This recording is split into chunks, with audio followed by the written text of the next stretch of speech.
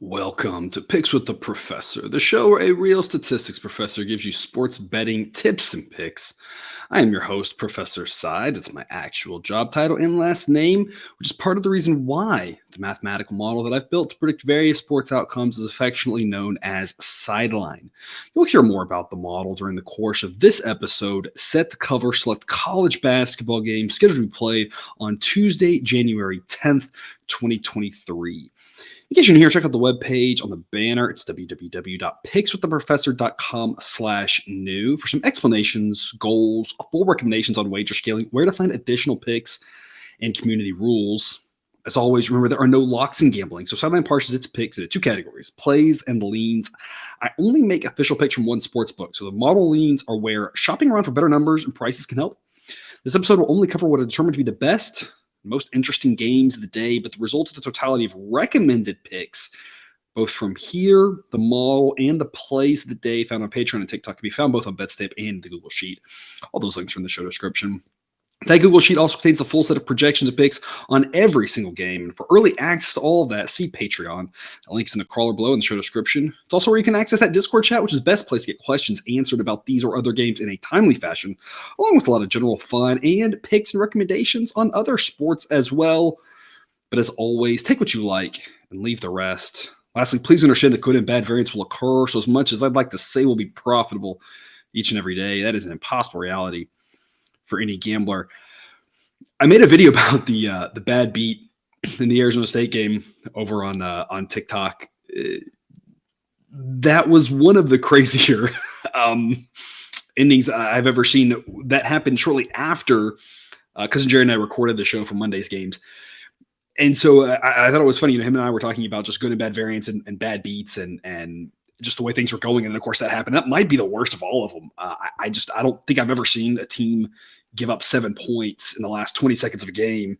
That was over. I mean, maybe in a tight contest, but never like that. The reason I bring this up and talk about it is, I've mentioned it, this last week was not good for us at all. A lot of really rough beats, and a lot of bad luck, a few bad plays for sure.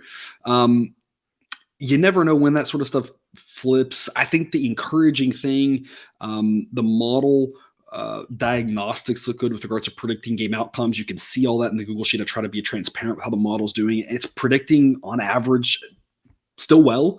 I think the other kind of comforting thing, talk about closing line value. And again, I'm not the biggest fan of that simply because I think it's misused. I think it's something that a lot of people will tout and say, well, that's the reason why these plays were good. And I don't necessarily think that always holds true. It sometimes does, but the market's been moving the way we've been making picks. I think that the totality of picks that I've recommended, again, if you're looking at the Google Sheet, you may see numbers in there that are picks that you weren't getting. And if that's the case, here today, Monday, there's several games that the numbers moved a lot. I'm purposefully telling people on Patreon when to play certain games at certain numbers. And sure enough, a couple hours later, that number's gone and it never comes back. And that makes me feel like the model's doing good things. I'm seeing things right. If you're wanting to get those numbers, you can join us on Patreon. You'll get email alerts as to plays. Morgan State, for instance, on Monday. Who knows how that game's played out? By the time you watch this, maybe they were like 12-point favorites, and all of a sudden it dropped to 10. Send out an email notification to all the patrons that are at the $10 or higher level a month and said, hey, Morgan State's on the 10th, it's official pick, let's get it. And then sure enough, by the morning, it's out to like 13 or something. And so who knows how much they'll win by, but I think that's a sign of like, hey, we're getting good numbers. And if we keep doing that, it's going to work out in the long run. But I say all this just to say like, hey, I'm frustrated. Hopefully you've been on the right side of some of those bad beats. I know some of you, we're all playing different games. Hopefully it hasn't been as much bad luck for you, but it doesn't matter how long you've been doing this. It doesn't matter how, if it's $5 or $500 a bet. These sort of things are frustrating for all of us. We're all human. And, we're just trying to look through and see, does something need to change or not? And I think continuously getting good numbers, which is what we've been doing, is a sign that things should come around. You just never know when. Again, Monday's haven't happened yet. Hopefully Monday will look better. Hopefully that carries us into a good week here. But you just never know. I said it a lot during baseball season. We had some really good hot streaks. We had a couple of cold streaks. On the whole, it was a great season, but there were some bad runs in there. And it's kind of what we're at here. You just never really know. Hopefully we can get back at it today. A lot of bigger games for Tuesday, a lot more interesting games than Monday. But before we get to those reminders, please hit that like button on YouTube. Also, if you aren't yet, please consider subscribing or following. It's free. And if you turn on notifications, you won't miss any college basketball, MLB, or college football content that this channel provides. I've already mentioned the Patreon, but check it out if you haven't yet. Lots of great benefits you found over there above and beyond what we do here. We got plays of the day. My favorite play today, throwing that over on TikTok. That link's in the show description. So hit that video. I'm going to record that right after this one. You'll get it as soon as possible here. What my favorite play for Tuesday is. But I got other great plays I'll be posting to the Patreon for those plays of the day. We got that Discord chat. A lot of fun over there. And again, for $10 a month, you get all the picks delivered to you right when I lock them into BetSamp. So a lot of value there. Early access to numbers so that you can have them right when the lines come out. Just a lot of great benefits over there I'm offering above and beyond here. So check that out, www.patreon.com/picks-with-the-professor for more details. But even if you're not there, still thrilled that you're with us here. Let's get to it all on courtesy Bet Online. Sign up, link in the show description. Current as the time of this recording on Monday afternoon. No day games on a Tuesday, unfortunately, but we do have one at 5:30 Central, a little bit earlier tip-off here. Butler at St. John's. St. John's is a 4-point home favorite, which basically says they're barely the better team, and I would tend to agree with that. I think this is a great price number, and Sideline agrees with that as well. Sideline says it's that on average, St. John's wins by 4.0 points. So it's a perfectly priced line at 4. Not anything I want any part of. This is one where it doesn't always work like this. We'll talk about some situations later that are different. But this is one where it is a 2-point edge in either direction the model would play it. If we get St. John's -2, it would play with St. John's. If we can get Butler +6, it would play with Butler. Can't get anywhere near that right now. And so I think it's a pass on the side, but I like the over in this one, over 146. Sideline says it should be about 151. We all know that St. John's plays fast. Butler has been a team that's mostly scored, a solid defense, but I think St. John's at home should be able to score. I think St. John's can drag Butler into a higher tempo game. Butler seems like a team that kind of just plays however you want to play. If you're going to slow down, they'll slow down a little bit with you. If you go faster, they'll pull a little bit faster with you. St. John's at home, I think, can really up the tempo in this game, create enough possessions to get this closer to 150 in the mid 140s. So I'm going to go over 146 is my best investment for that game.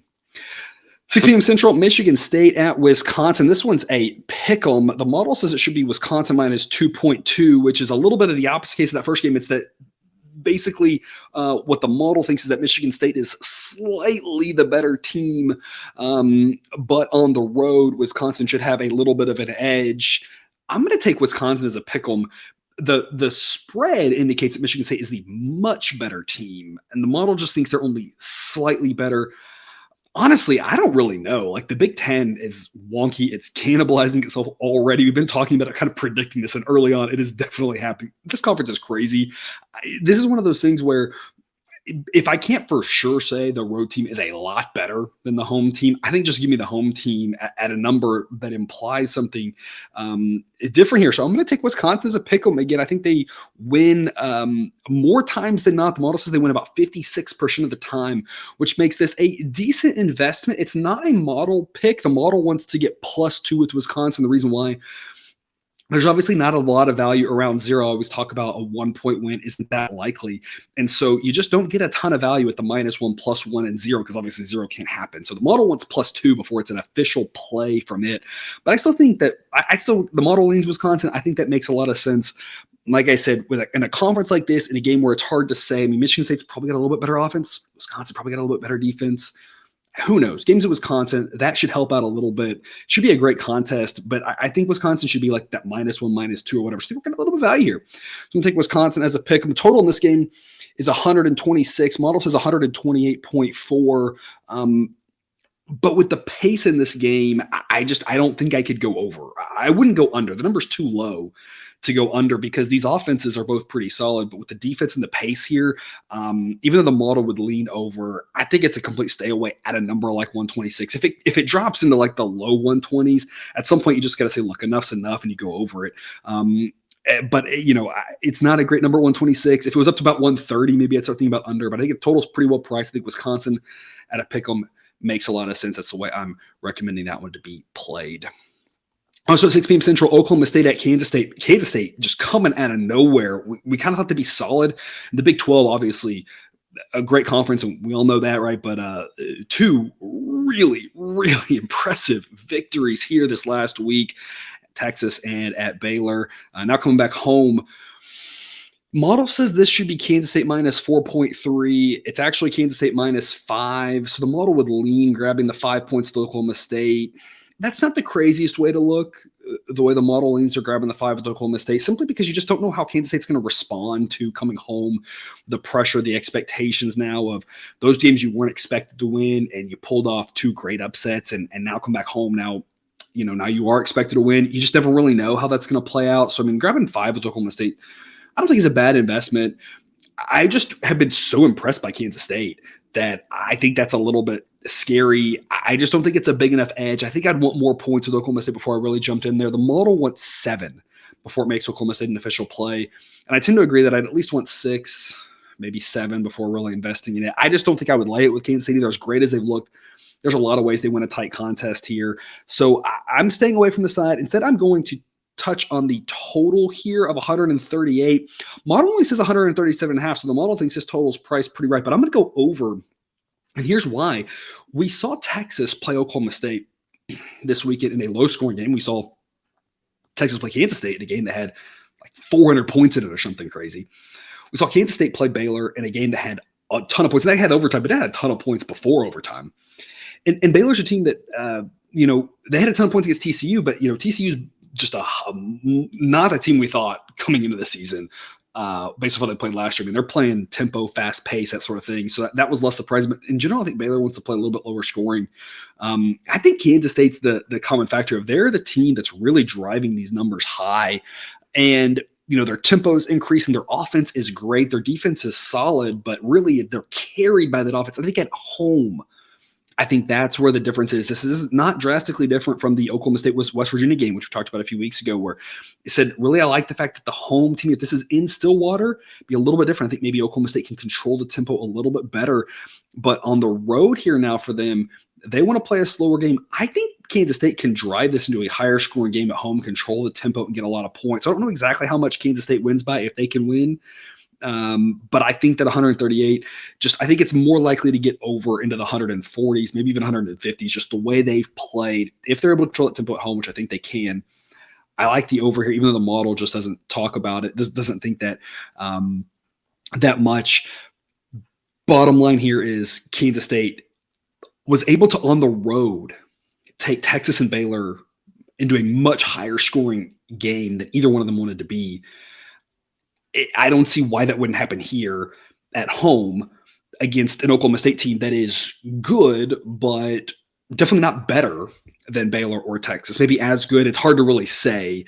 That conference has so many teams all clustered together there. And I say that just because I think our opinion of these teams today may be different than in 3 weeks when they all play each other, because they're all good. And it's hard to really parse them out, right? But I don't think anybody would say Oklahoma State's better than Texas, who, just beat them in Stillwater. I don't think anybody say they're better than Baylor. I know Baylor struggled a little bit conference, but if Kansas State was able to do that on the road against those teams, I think they can do that at home against Oklahoma State. So over 138 is my pick there. Sticking in the Big Ten, 7 p.m. Central, Texas Tech at Iowa State. Iowa State's a 6-point home favorite. We got a model pick here on Texas Tech +6. That's the way I'm recommending you play it as well. 6 is the number that the model needs in order to play it. Early on the opener, it was 5.5, and the model said that's not quite good enough. It moved up to 6. The model said that's our buy point here at 6 on Tech. Completely agree. I'd love to get 7, love to get 8, right? I'd love to get bigger numbers, but 6 is a pretty good number here. If they can keep it close late, it shouldn't explode past this. This should be a great contest. These two teams are probably dead even. Two teams, you just talk about Oklahoma State, Kansas State. Right now, we probably would say Tech and Iowa State are a little bit better than them. But again, really in 3 weeks, we may completely change our minds on this because it's such a good conference. But right now, I'd say these are two of the better teams here in the conference by the hairiest of margins, right? Obviously, Kansas at the top at this point, the way they've played, really distinguishing themselves up there. But Tech and Iowa State, two really good teams. Game at Iowa State, they should be more likely to win. But I'm having a hard time saying that I think Iowa State is for sure the better team in this case. They do have a better record than Tech, but again, when you look through it, when you look at how they've played, when you look deeper than just wins and losses, if Iowa State's the better team, it's by the thinnest of margins at home. I can see them being favored by 4, maybe 4.5, but 6 is just too much. I'm going to grab with the 6 with Tech and say I hope they can keep it close. Maybe they pull the road upset. If not, just keeping it close should get us there to the window. With regards to total, it's 129.5. Model says 128.8. Not a total that I think is really worth investing in. You've got a great defense from Iowa State, and Tech's defense really isn't that far behind them. So that's why the total is a little bit lower. Iowa State's really not going to push the tempo at all. So there's a reason why this total is where it is. I think it's pretty well priced. I think stick to grabbing the 6 with Texas Tech is a smart investment there. 8 p.m. Central, North Carolina at Virginia. Virginia is a 4-point favorite. The model leaned a little bit stronger. North Carolina getting 5 on the open at 4. It still leans North Carolina. That's still the recommendation here, grabbing 4. Really would want 5.5 or 6 before the model plays this. It's very similar to that game before we just talked about with Tech and Iowa State. Virginia, I think maybe the better team, but just by the slimmest of margins. And again, I say we're talking about I want to make sure we're clear when talking about this, right? It's the confidence interval, the margin of error here on this is pretty wide. Like, yeah, I think maybe Virginia's probably a little bit better, but the confidence interval overlaps so much that I'm not confident enough to say like they really are, because it could easily be in a couple of weeks we look back and we say that no, we think North Carolina's a better team. A few weeks ago, we thought North Carolina was a better team. They were ranked number 1 in the nation, right? And obviously, I wasn't as high on them as that's why we faded them so often, but they're still a good team. Virginia's a good team. It should be a great contest. Games in Virginia, they should be favored. Sideline says it should be favored by 3.8, so getting 4 says that's the directional, and that's the way I'm going to take it, simply because what I've seen from North Carolina is this ability to play close games. It seems like no matter who the opponent is, if the opponent's a lot weaker, it seems like they kind of still play a close game and struggle to put the team away. Team's really good. They could hang around with them. I kind of see the same thing here. I think that they can just hang around, and I don't know if they can pull it off, but hanging around, again, I'd like to get 5, I'd like to get 6, because then hanging around really enables us to win no matter how the end happens. At 4 is not as strong of a play as that 4.5, 5, 5.5 would be, with late game fouls, but still getting 4 points, I think makes a lot of sense here in a game that I don't really know what's going to happen. Virginia still plays at a slow pace. Limiting the number of possessions is going to make it just a little bit harder for them to really pull away from North Carolina. But it should be a great showdown of styles here, given that Virginia wants to slow it down. North Carolina, maybe not quite as fast-paced and frenetic as some other teams across the country, but plays at a little bit faster tempo, and of course, a great offense. So a fight of the styles here. Obviously, Virginia should be favored at home, but I'll go ahead and take 4 points with North Carolina. Again, it's a model lean. I think it's the best investment here. Total-wise, given the stylistic differences, I don't really know what to say on the total. It's 137. The model says 136. Not a big enough edge to play one or the other. I think it's fairly well priced. This game, I think the total has a lot of variance. If one team really has their way, it kind of drags the other end of that game. I'm not even sure it necessarily dictates who's going to win. I mean, North Carolina, even if it's a slower-paced game, is so good offensively.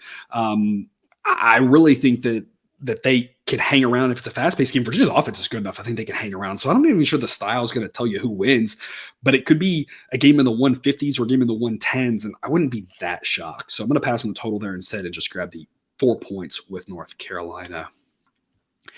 8 p.m. Central, Auburn at Ole Miss. I'm going to lay the 3 with Auburn here. Not a model play. The model only wants to lay 1.5. Well, I think laying 2 probably would be okay. So it's 1 more point the model wants to lay. So again, ideally, Auburn -2, but Auburn -3. I still think it's a decent play here. They're the better team. I just don't think Ole Miss is that good. I think Auburn can go on the road and get the win. And at that point, we just got to really cross our fingers and hope they don't win by 2. Again, 1 isn't not that likely. If they win by 3, we push, whatever. We move on to the next one, right? I've got Auburn, though, just as solidly better. And I think that's just the biggest difference, really. We faded Ole Miss 10 times, gone 6-4 doing it.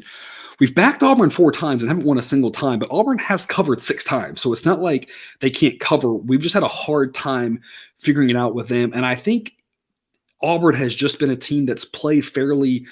If they're better than you, they beat you. And if you're better than, if you're better than them, they can beat you. And if you're better than them, you can beat them, that sort of thing, right? And I think they're just a better team. And so I'm not really sure the home court here is going to do enough to prevent Auburn from winning. I just think they're solidly better than Ole Miss. It's really that straightforward. So again, I'd rather lay 2, but laying 3 I still think is a stronger investment. Total's 132. Model says 133, so not worth messing with the total. It should be a little bit lower scoring given the fact that Auburn, while they have a good offense, their defense is stronger than their offense is good. And Ole Miss has a maybe slightly above average offense, but their defense is stronger than their offense. So there's a reason this total is well under 140. I think it's pretty well priced. I'm not going to mess with the total. So just going to lay the 3 with Auburn. And again, just really hope they don't win by 2 because 1 is not extremely likely to happen anyway. A late game for you here, 10 p.m. Central, Nevada at San Diego State. Going to grab the 9 with Nevada. The model wants 11 before it plays Nevada. So it's not really right on the number there, but I think that's the way that you should play it here, that you're getting such a big number. If there are late game fouls, we typically don't see teams fouling at this point. Doesn't happen with all of them. UT Rio Grande Valley, I think that was one of the bad beats that I forgot to mention yesterday that I couldn't remember off the top of my head, was like down 11 with 30 seconds to go and fouled. And that cost us a cover, or cost us a push or something. And it was like, what are you doing, right? Most teams don't do that, so getting 9 here, I think makes a lot of sense. Again, the model, it's only a model lean, but instead, I think it's the best play for this, getting 9. I don't think we need 11 necessarily to be successful with this one. I definitely wouldn't lay it with San Diego State. The model only wants to lay 6. So it's pretty far off. I mean, the model leans Nevada and has gone 9-2 backing them. It leans to fade San Diego State's gone 8-4 fading them. It's been mostly, Nevada's mostly good to us. Fading San Diego State's been mostly good to us. And so I just don't see any reason why we should stop it. The model's been pretty accurate on both teams. San Diego State's a better team and they're at home, but winning by this many in a conference where all these teams, maybe not all, but most of these teams are all pretty solid, you're just not going to see a ton of teams winning by double digits. It'll obviously happen here and there, but on average, this is more likely to be a close game than a runaway, or maybe a boring game, but one where San Diego State just wins by 7 or 8. And Nevada's never really in it, but they can at least cover the number. So there's just a lot of ways that Nevada can cover a number like 9. They're a solid team. Again, they've been good to us. I don't really see any reason why we should stop backing them here. Even though it's not as many points as the model wants, I still think Nevada plus 9 is a worthwhile investment.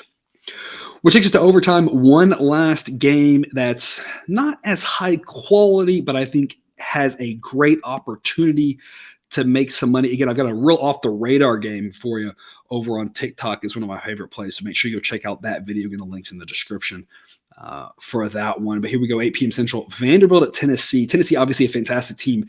Not one of the bigger games just because it should be a runaway. Tennessee is favored in this one by 19. Model says it should be 20.5. I don't really think it's worth messing with the side. When you get to these big numbers, the model really wants a big wiggle room because there's a lot of weird things that can happen when those points total spread out. Each number gets a little bit less probability. So it just wants a little bit, bigger cushion, right? So the model would only lay 17 with Tennessee, but would want to get 25 with Vanderbilt. It's a giant spread. So to put that first game with Butler, where it was 2 points one way, 2 points the other way, a 4-point window of no man's land. This one's got an 8-point no man's land window, which makes sense out there at this big number. I just don't think it's really worth it one way or the other. Tennessee could easily win this game 80-40 and just run away with it. They've done that a few times this year. But also with these big numbers, you just never really know how it's going to play out. And they can win by 15 and be perfectly happy and just move on to the next one, right? Vanderbilt's a little bit of a rival to Tennessee, I guess. Maybe not really, right? And that's, I think, the concern here is, does Tennessee really view this as a rival game, want to really run away or not? You know that Vanderbilt probably views it as a rivalry game just because knowing that Tennessee's a good team, but I'm not sure it matters because they're not anywhere near as good as Tennessee is. Tennessee should run away, but again, not going to mess with the side. What I'm going to talk about is the total. 132, way too many points. We're going to go under that. Tennessee's defense is just phenomenal, and I don't see Vanderbilt having an easy time scoring whatsoever. Model thinks this should be 124.5, predicts a final score of 72.5 to 52. And if Vanderbilt didn't get to 50, I don't think anybody would be that surprised. Tennessee can obviously name their score given the fact that Vanderbilt's defense is just average, and Tennessee does have a good offense. But again, Tennessee's calling card is that defense, and we've seen them just throttle teams on the defensive end all season long. 132 is just way too many points here, unless Tennessee decides they want to score 90, and they might. But in general, I think this is a solid investment to go under the 132 here. It's the best total play on the board that I can find here for you on Tuesday. And that's all I've got. Thanks for tuning in to this episode of Picks with the Professor. Don't forget to subscribe so you can control all the sports betting content provided on this channel. Jump right into your feed. Be back again tomorrow with more sports betting content.